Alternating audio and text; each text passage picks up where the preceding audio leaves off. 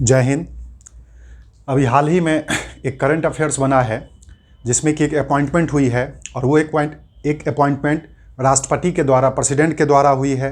राष्ट्रपति ने उनको अपॉइंट किया है, प्राइम मिनिस्टर ने नॉमिनेट किया है और पूरे देश में वो एक ही होते हैं। और यदि हम रैंकिंग की बात करते हैं तो जैसे सुप्रीम कोर्ट के जज की रैंकिंग होती है वही रैंकिंग उनकी भी होती है। तो डेफिनेट सी बात है किसी भी एग्जाम में इनके बारे में जानना बहुत ज़रूरी है, जो आखिर ऐसे कौन से व्यक्ति हैं जिसको राष्ट्रपति ने अपॉइंट किया है। पूरे देश में यह एक ही पोस्ट होता है और वगैरह वगैरह। साथ साथ कुछ दिन पहले तक, जब तक आपने शायद 2014 के आसपास में सुना होगा 2G घोटाला, स्कैम घोटाला, कोयला घोटाला, दामाद घोटाले, बहुत सारे स्कैम हुए थे। उस स्कैम का जब डिस्क्लोज किया गया था उससे पहले लोगों को यह नहीं पता था जो कैग किस इंस्टीट्यूशन का नाम है, या फिर आप यदि कहते मैं कैग में काम कर रहा हूं तो आपको यह समझते जो किसी प्राइवेट में आप काम कर रहे हैं। बट 2014 के बाद जब इन सभी स्कैमों को ख़त्म किया गया, सभी स्कैमों को डिस्क्लोज किया गया वो कैग के द्वारा, तब लोगों को पता चला जो कैग जो है वो भारत का एक कॉन्स्टिट्यूशनल बॉडी है, भारत की एक संवैधानिक निकाय है। और कैग के जो सुप्रीम होते हैं उनका अपॉइंटमेंट राष्ट्रपति के द्वारा किया जाता है। और कैग में जो स्टाफ होते हैं वो चाहे यूपीएससी के थ्रू या एसएससी के थ्रू उनमें अपॉइंटमेंट होता है।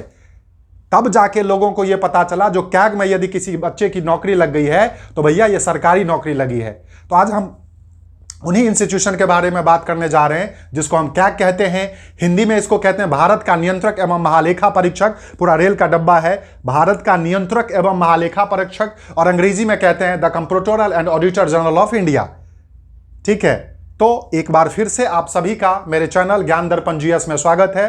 और मैं जीएस मिश्रा आप लोगों के लिए एक करंट का जो इंपॉर्टेंट टॉपिक है वह लेकर के आया हूं, और उसके साथ साथ ट्रेडिशनल का, उसके साथ साथ करंट से जो रिलेट पॉलिटी है उसका पूरा का पूरा जो आपको मिक्सअप मिलता है, मिश्रित जानकारी जो मिलती है, वो आपको एग्जाम के लिए एक रामबाण पैनसिया होता है। तो चलिए एक बार हम फटाफट देखते हैं किसके बारे में।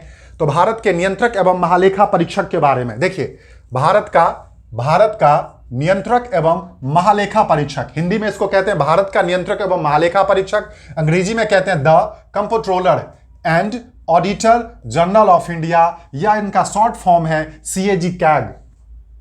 CAG CAG. तो यहां एक इंग्लिश में कई बार ना स्पेलिंग मिस्टेक में क्वेश्चन पूछ दिया जाता है। जनरली हम बोलचाल में इसको द कंट्रोलर कहते हैं, बोलचाल में यूजुअली द कंट्रोलर कहते हैं। बट यहां कंट्रोलर नहीं है, कंप्ट्रोलर है। यहां पे कंप्ट्रोलर है, कंप्ट्रोलर COM है, CON नहीं है। तो स्पेलिंग मिस्टेक में कई बार ये भी वर्ड पूछ दिया जाता है। तो एक क्वेश्चन तो आपका इंग्लिश का ही हो जाएगा, जो कंप्ट्रोलर है, कंट्रोलर नहीं है। तो the comptroller and auditor general of India, या इनको हम कैग कहते हैं। अब ये सबसे पहली बात चर्चा का विषय क्यों है, तो जैसा मैंने बताया अभी हाल ही में 21 नवंबर 2014 को, ठीक है, सॉरी 21 नवंबर 2024 को जो है वो किया जाएगा। जैसे 21 नवंबर 2024 को मतलब कल जो है ये भारत का 15वां कैग बनेंगे, 15th कैग। जैसे आपको बताया राष्ट्रपति भी 15 में है, ठीक है। जैसे प्राइम मिनिस्टर की बातें होती है उनका जो है सीरियल नंबर है, उसी तरह से अभी तक जब भारत रिपब्लिक हो गया, गणतंत्र हो गया, तब से अभी तक टोटल 15 कैग बने हैं। तो 15वें कैग बनेंगे, इनका नाम है के संजय मूर्ति। क्या नाम हो गया? के संजय मूर्ति, जो एक IAS ऑफिसर हैं और इनको अपॉइंट किया गया है।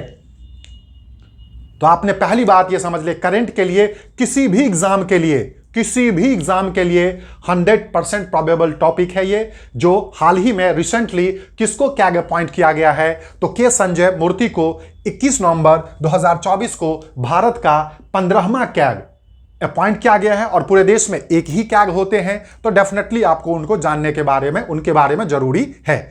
अब बात करते हैं इनके बारे में क्या है। तो जैसा मैंने बोला था, जो इनका जो प्रोविजन है वो इंडियन कॉन्स्टिट्यूशन में है। भारत की संविधान की बात करते हैं तो भारत के संविधान में इनका प्रोविजन है। और जब किसी चीज का प्रोविजन इंडियन कॉन्स्टिट्यूशन में होता है तो आप समझ सकते हैं जो वो तब से मेंशन है जब से हमारा संविधान बना था। तो यहां पे देखोगे भारतीय संविधान, इंडियन कॉन्स्टिट्यूशन के अनुच्छेद या आर्टिकल 148 से 151 में कैग का प्रावधान या प्रोविजन है। 148 से 151 तक में कैग के सारे एस्पेक्ट जो हैं, सारे डिटेल हैं, उसको एक्सप्लेन किया गया है इंडियन कॉन्स्टिट्यूशन के आर्टिकल में, जिसमें मेनली पूछा जाता है जो किस आर्टिकल में कैग का प्रावधान है तो आर्टिकल 148 होता है, या किस आर्टिकल के थ्रू राष्ट्रपति कैग को अपॉइंट करते हैं, 148 है। मतलब 148 से 49, 50, 51 और अलग अलग चीजें हैं, बट मेनली जो अपॉइंटमेंट की बातें आती हैं, कैग के प्रोविजन की बातें आती हैं, कैग के बारे में डिटेल मेंशन की बातें आती हैं, वो 148 है। बाकी पूरा जो आर्टिकल 4 हैं वो 148 से 151।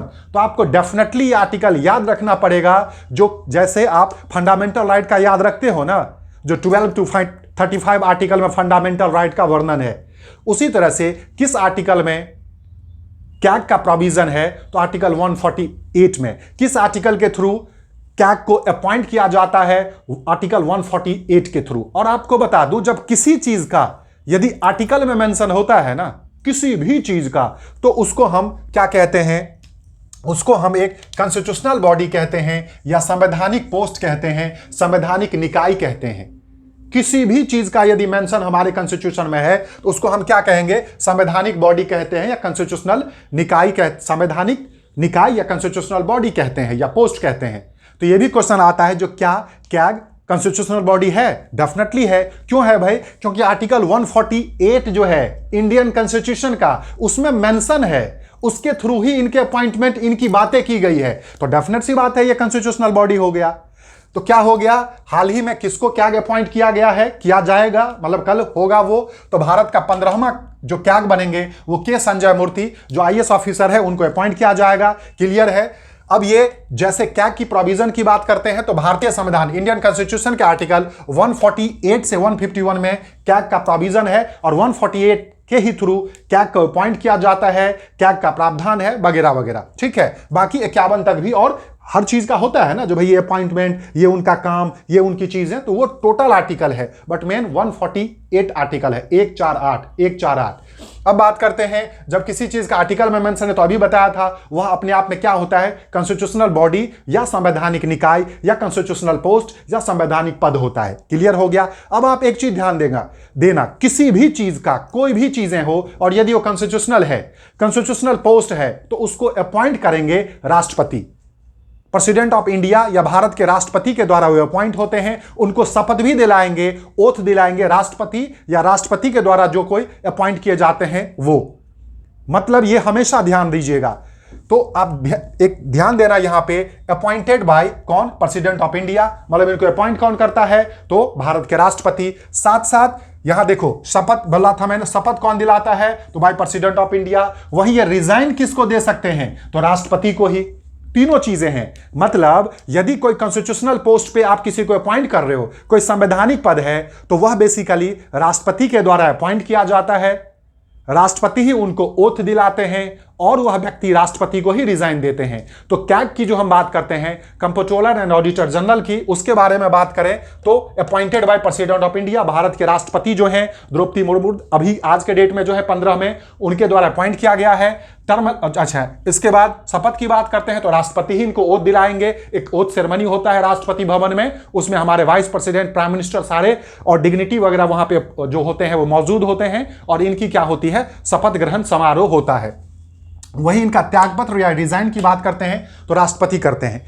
अब एक बहुत इंपॉर्टेंट क्वेश्चन है, जो इनका टेन्योर या इनका टर्म लेंथ कितने दिन का होता है, ये कितने साल के लिए अपॉइंट किए जाते हैं। तो आप ध्यान दीजिएगा, इनका जो टर्म लेंथ होता है वो होता है 6 ईयर।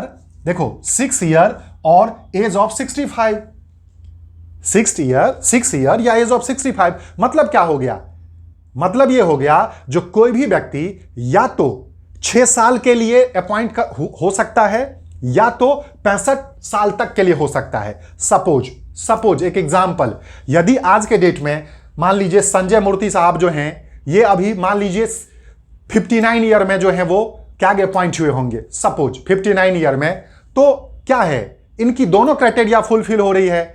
ये 6 साल तक भी रह सकते हैं, 59 + 6 मतलब 65 हो गया, या फिर ये 65 एज तक भी रह सकते हैं। यदि मान लो यही कोई व्यक्ति जो क्या है 62 में कैग अपॉइंट हुए, सपोज कोई व्यक्ति 62 में, सपोज आप कैग जो है अपॉइंट हुए 62 ईयर में, तो क्या कह रहा है, या तो 6 साल तक रह सकते हो या 65 साल तक, या तो आप 6 वर्ष तक रहिए टेन्योर में, या 65 के एज तक रहिए। तो यदि आप 62 में अपॉइंट होगे तो 3 साल बाद ही तो आपकी एज 65 हो जाएगी ना। इसका मतलब आप क्या हो, मात्र 3 साल तक कैग अपॉइंट होंगे। यदि कोई व्यक्ति 55 में अपॉइंट हो जाता है, सपोज कैग, मैं एग्जांपल दे रहा हूं, ऐसा होता नहीं होता वो बात की बात है, मैं एग्जांपल दे रहा हूं। यदि कोई व्यक्ति 55 में कैग अपॉइंट हो जाता है तो कब तक अपने पोस्ट पर रहेगा, तो 6 ईयर तक, क्योंकि 55 + 6 61 वो रिटायर हो जाएगा। तो आप ध्यान दीजिएगा, बहुत पूछा जाता है जो कैग का जो टर्म लेंथ कितना होता है, या तो 6 साल या 65 एज तक, जो पहले होता है ना, ठीक है। तो 6 ईयर और एज ऑफ 65 जो पहले होता है उसमें जो है वो इतना टर्म लेंथ होता है। अब बात करते हैं इनकी सैलरी कितनी होती है। तो इनकी सैलरी जो है वो 2.5 लाख रुपए पर मंथ होती है। और ये भी कहां से दिया जाता है, तो भारत का जो कंसोलिडेटेड फंड है, भारत की जो संचित निधि है, जो आर्टिकल 265 के थ्रू होता है, उससे इनको दिया जाता है। अब इनकी रैंक की बात करते हैं। जैसे आपको पता है भारत में राष्ट्रपति का रैंकिंग क्या है, 1 है, 1 है। वाइस प्रेसिडेंट की रैंकिंग क्या है, 2 है। प्राइम मिनिस्टर की रैंकिंग क्या है, 3 है। गवर्नर की रैंकिंग क्या है, 4 है। इसी तरह से ये जो कैग है इनकी रैंकिंग क्या है, तो इनकी रैंकिंग है 9th। बताओ कैसे नहीं आप इनके बारे में पढ़ोगे, और कैसे नहीं क्वेश्चन आएगा। जो 140 करोड़ 145 करोड़ आबादी में यदि लाइन लगेगी तो इनकी रैंकिंग 9वीं होगी, और जस्ट इनसे 4-5 कदम आगे जो है वो प्राइम मिनिस्टर होंगे और प्रेसिडेंट होंगे, उनको ऐसे भी ये छू सकते हैं। तो आप किसके बारे में पढ़ रहे हो ये मैटर करता है। तो इनकी रैंकिंग कितनी होती है, 9th, सेम एज जजेस ऑफ सुप्रीम कोर्ट। तो एक चीज ये भी हो गया, आपको बताया था पिछले वीडियो में सुप्रीम कोर्ट के जजों के बारे में, जो उनकी रैंकिंग क्या होती है हमारे देश में, तो 9th है। कॉन्स्टिट्यूशन में उनकी रैंकिंग 9th है, तो सेम एज क्या होते हैं, कैग की भी रैंकिंग होती है। ये बहुत अच्छे से आप समझ लीजिएगा, ठीक है। उसके बाद यदि बात करते हैं तो कैग को वैसे ही उनके पोस्ट से हटाया जा सकता है जैसे सुप्रीम कोर्ट के जज को हटाया जाता है। मतलब 2 चीजें हैं, कैग जो है अपॉइंट होंगे राष्ट्रपति के द्वारा, या तो अपना पूरा टेन्योर कवर करेंगे, भाई 6 साल तक रह सकते हैं, या तो 65 के एज तक रह सकते हैं, या फिर उनका मन नहीं है तो रिजाइन दे देंगे, खत्म कहानी। बट तीसरी बातें होती हैं, यदि जब उन पे किसी तरह का कोई मतलब अनियमितता या उनके पोस्ट का मिसयूज की बातें या फिर कॉन्स्टिट्यूशन के दुरुपयोग की बातें यदि लगती है, उन पे ऐसा आरोप होता है, तो उनको वैसे ही हटाया जा सकता है जैसे सुप्रीम कोर्ट के जज को उनके पोस्ट से रिमूव करते हैं। बट आपको इसके लिए पता हो, जो ये संसद के द्वारा किया जाता है, पार्लियामेंट के द्वारा ही सुप्रीम कोर्ट के जजों को हटाया जा सकता है, किसी इंडिविजुअल व्यक्ति या प्राइम मिनिस्टर के द्वारा नहीं हटाया जा सकता है। तो इसका मतलब कैग को भी जो हटाया जाएगा वो संसद से अप्रूवल मिलने के बाद ही, पार्लियामेंट से अप्रूवल मिलने के बाद ही कैग को हटाया जा सकता है। तो ये बहुत ज्यादा टफ या ऑलमोस्ट इंपॉसिबल वाले काम है यदि संसद में क्या है, मेजोरिटी नहीं मिलती है। तो क्या समझा, कैग को वैसे ही उनके पोस्ट से हटाया जा सकता है जब जैसे सुप्रीम कोर्ट के जज को। तो हटाने की कब जरूरत होगी, जब किसी भी तरह का कोई जो है मिसयूज या अपने पोस्ट का मिसयूज या कॉन्स्टिट्यूशन का मिसयूज, इस तरह का कोई आरोप लगता है, कोई ब्लेम लगता है और वो प्रूव हो जाता है तब। अदरवाइज वो अपना कंप्लीट टर्म कंप्लीट करेंगे, नहीं तो रिजाइन दे देंगे, उनका यदि मन नहीं है बनने का। क्लियर हो गया। अब बात करते हैं भारत का पहला कैग कौन है, क्योंकि जब ये 15 में है तो पहले भी कोई होंगे। तो भारत का पहला कैग जो है वो वी नाराहारी राव 50 से लेकर के 54 तक। 50 इसलिए बात करें क्योंकि उस टाइम में ही हम संवैधानिक हुए थे, हमारा जो है वो संविधान लागू हुआ था। तो वी नाराहारी राव भारत के पहले कैग थे। वही बात करते हैं जो क्या, देखो, CAG is the supreme audit institution of India. मतलब आखिर कैग है क्या भाई, आपने तो ये सारी बातें बता दी, अब ये है क्या, तो यही बताओ। देखो नाम जैसे है, भारत का नियंत्रक एवं महालेखा परीक्षक, controller and auditor general of India. मतलब ये भारत के सबसे बड़े ऑडिट इंस्टीट्यूशन है। मतलब पूरे देश में इससे बड़ा कोई ऑडिट इंस्टीट्यूशन है ही नहीं, और उनके हेड ही कैग होते हैं। अब ऑडिट की बात करते हैं तो आपको पता होगा किसी चीज का जो है इनकम और आउटकम, मतलब किसी भी जो जितने भी आपके इनकमिंग होते हैं, मतलब एक्सपेंडिचर जो आपके हैं वो, और आपके जो इनकम है, उन दोनों का जो प्रॉपर लेखा जोखा होता है, उन दोनों का जो ऑडिट होता है, कैलकुलेशन होता है, वही तो ऑडिट में किया जाता है ना। तो वही भारत सरकार की जो पूरी इनकम की बात होती है और भारत सरकार के जो पूरे एक्सपेंडिचर की बात होती है, उसका ही जो है लेखा जोखा, उसका ही ऑडिट जो है वो कैग के द्वारा किया जाता है। तो भैया ये किसी कंपनी का तो ऑडिट कर नहीं रहे हैं ना, जो आप उसको जानो ना जानो डजंट मैटर। भाई भारत सरकार एक ही है, गवर्नमेंट ऑफ इंडिया एक ही है, और उस गवर्नमेंट ऑफ इंडिया का, पूरे गवर्नमेंट ऑफ इंडिया का यदि कोई ऑडिट करता है, वह इंस्टीट्यूशन कैग है और उस कैग का हेड ये हो गए, तो आप कैसे नहीं जानोगे इसको? ठीक है, तो क्या बोला? CAG is the supreme audit institution of India. साथ साथ दे आर इंपावर्ड, मतलब इनको पावर है क्या? They are empowered to audit, मतलब इनको ऑडिट करने का पावर है। ऑल रिसिप्ट एंड एक्सपेंडिचर, वही बोला था, income and expenditure, all receipt and expenditure of the government of India, Bharat सरकार के सभी तरह के जो आय और व्यय, इनकम और एक्सपेंडिचर, उनका जो है ऑडिट करने का इनको अधिकार है। And the all state government, सभी राज्यों के भी जो इनकम और एक्सपेंडिचर है उनको इनको क्या करना है, मतलब ऑडिट करने का अधिकार है। इसलिए यह भारत के सबसे बड़े क्या माने जाते हैं? ऑडिटर माने जाते हैं। ठीक है, और ये देखो, ये कोई मतलब ये मोदी गवर्नमेंट आके नहीं बना दिया जो अच्छा विपक्ष वालों का जो है ना, अपोजिशन वालों का कर लो ऑडिट। ये भारत की संविधान कहती है, जिसको आर्टिकल, ये देखो जो आर्टिकल 149 में मेंशन है, कल के डेट में कांग्रेस की सरकार थी तब भी ये था, आज के डेट में बीजेपी की सरकार है तब भी ये है, कल के डेट में किसी तीसरे की गवर्नमेंट आएगी तब भी होगा। तो किस आर्टिकल में ये प्रोविजन है? तो आर्टिकल 149 में ये प्रोविजन है, जो कैग जो है वो भारत के सबसे बड़े जो है वो ऑडिटर हैं, ऑडिट इंस्टीट्यूशन है, और पूरे देश का, पूरे भारत का और सभी राज्यों का ये ऑडिट करते हैं। तो आप बताइए, आपकी कुछ इनकम है और आपका एक्सपेंडिचर है, और उस बीच में यदि आपने कोई झोल कर दिया है, कुछ पैसे का हेरा फेरी कर दिया है, उसे ही स्कैम कहते हैं ना, उसे ही घोटाला कहते हैं। इनकम और एक्सपेंडिचर में जो डिफरेंस आता है उसे ही कहते हैं।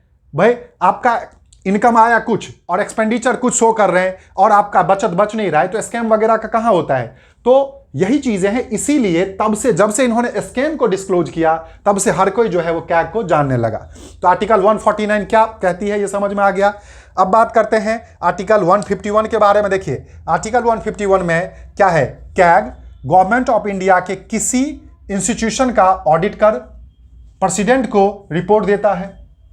ये क्वेश्चन आया हुआ है, जो कैग अपना रिपोर्ट किसको पेश करता है? तो कैग अपना रिपोर्ट, भाई कैग ने क्या किया? ऑडिट किया। किसका? भारत सरकार का। अब बताओ, भारत सरकार के ऑडिट का रिपोर्ट किसको देगा? सरकार को थोड़ी देगा। सरकार तो हो सकता है वो अपने फेवर में चीजों को कर लेगी, या अपोजिशन वाले को दे तो अपोजिशन वाले सरकार के अगेंस्ट में चीजों को कर देगी, डेटा को गलत करके। तो वो जो प्रेसिडेंट ऑफ इंडिया की बात करते हैं, जो बिल्कुल न्यूट्रल हैं, देश के संवैधानिक हेड हैं, कॉन्स्टिट्यूशनल हेड हैं, तो वो उनको रिपोर्ट करते हैं। तो क्वेश्चन पूछा जाता है, जो कैग जो है वो किसको रिपोर्ट करते हैं? तो प्रेसिडेंट ऑफ इंडिया को करते हैं। मतलब भारत सरकार का कोई भी चीज को जो वो ऑडिट करते हैं तो किसको रिपोर्ट देते हैं? प्रेसिडेंट ऑफ इंडिया को। वहीं पे यदि वो वहीं स्टेट गवर्नमेंट के ऑडिट का रिपोर्ट उस राज्य के गवर्नमेंट को गवर्नर को देते हैं। यदि किसी स्टेट गवर्नमेंट का ये ऑडिट करते हैं ना, तो वहां की जो चीजें हैं वो फिर किसको रिपोर्ट देंगे? तो वहां के जो गवर्नर होते हैं, राज्यपाल होते हैं, उनको। क्योंकि आपको पता है गवर्नर फिर बाद में राष्ट्रपति को जो है उन चीजों को दिखाते हैं, क्योंकि राष्ट्रपति प्रेसिडेंट के ही रिप्रेजेंटेटिव गवर्नर होते हैं। तो एक तरह से वो भी राष्ट्रपति को ही दे दिया। तो यदि किसी स्टेट का कोई ऑडिट करेंगे और उसमें कोई तामझाम है, उसमें कोई झोल है, तो वो किसको रिपोर्ट देंगे? गवर्नर को देंगे। भारत सरकार की यदि किसी चीज का वो ऑडिट करते हैं और उसमें कोई झोल है, तो किसको रिपोर्ट करेंगे? राष्ट्रपति को रिपोर्ट करेंगे। अब बात करते हैं एक चीज है, कैग के किसी रिपोर्ट को संसद में पीएसी का फुल फॉर्म होता है पब्लिक अकाउंट कमेटी, या हिंदी में कहते हैं लोक लेखा कमेटी के पास रखा जाता है।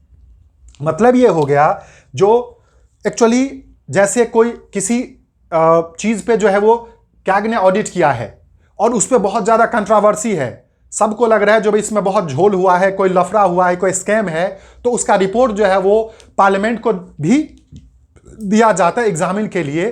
तो पार्लियामेंट की एक प्रॉपर इंस्टीट्यूशन है, पार्लियामेंट की एक कमेटी है जिसका नाम है पीएसी, पब्लिक अकाउंट कमेटी या लोक लेखा समिति। उस समिति को भी कैग जो है अपनी रिपोर्ट देती है और वो उसको एग्जामिन और करते हैं। और आपको बता दूं, पीएसी के चेयरमैन कौन होते हैं? तो हमेशा अपोजिशन का लीडर होता है या फिर अपोजिशन पार्टी से कोई होता है। तो अब बताओ, यदि गवर्नमेंट ने कोई हेरा फेरी किया तो फिर ये पीएससी वाले छोड़ेंगे? क्यों? क्योंकि अपोजिशन के हेड इसके हेड होते हैं, मेन होते हैं। 22 मेंबर ऑफ पार्लियामेंट जो है वो इसमें होते हैं, 15 लोकसभा से, 7 राज्यसभा से। तो कहीं ना कहीं ये हो गया, जो कैग जो है वो अपनी रिपोर्ट पीएससी को भी देती है जब किसी चीज के लिए संसद को रिपोर्ट दिखाने की नीड होती है, तो क्योंकि हर चीज का काम करने का अपना अपना सबका बंधा हुआ है ना। तो संसद की जो पीएससी है वो बेसिकली ऑडिट से संबंधित, पब्लिक अकाउंट कमेटी है, ऑडिट से संबंधित सारा का सारा काम पीएससी देखती है। तो इट मींस ये हो गया, जो कैग का ऐसा काम है जो कहीं छुपा नहीं रह सकता है, और ये बिल्कुल संवैधानिक संस्था है, ऑटोनोमस संस्था है। किसी भी तरह का कोई स्कैम वगैरह होता है इसको डिस्क्लोज करता है, कहीं भी कोई घोटाला होता है, कोई इनकम, कोई एक्सपेंडिचर में कोई झालमेल है, उसको ये डिस्क्लोज करता है। तो आपको बता दूं, ये करंट से लेकर के ट्रेडिशनल पॉलिटी का भी ये बहुत इंपॉर्टेंट है। इसीलिए मैं प्लेलिस्ट में इसको करंट भी, इस वीडियो को करंट में भी डालूंगा और पॉलिटी में भी डालूंगा। आप सभी एक बार इसको बहुत अच्छे से देख लीजिए, इसका स्क्रीनशॉट ले लीजिए, ठीक है। और आपको बस एक बार इस वीडियो को देखना होगा, और देख करके चाहे वो करंट का हो या ट्रेडिशनल का हो, बहुत अच्छे से इस टॉपिक को कवर करो। ये डेफिनेटली मोस्ट प्रोबेबल टॉपिक है, और किसी को कोई कुछ पूछना है, इसमें कोई कंफ्यूजन है, कोई क्वेरी है, तो आप कमेंट सेक्शन में कमेंट कर सकते हैं। और आप ज़्यादा से ज़्यादा इस वीडियो को शेयर करें, जिससे कि हर एक व्यक्ति तक ये पहुंचे जो जीके से डरता है, या फिर उसको लगता है जो जीके तो बहुत ज़्यादा टफ है। तो जस्ट जीके जो है वो कुछ नहीं है, वो जस्ट एक मैटर ऑफ टाइम की बातें हैं। थोड़ा सा समय देना है, और यदि आप समय दोगे फिर आप जीके से देखिए कितनी ज़्यादा आपको लगाव हो जाएगी। तो तब तक आप अच्छे से तैयारी करें, अपना ध्यान रखें, अगल बगल साफ सफाई रखें। जय हिंद।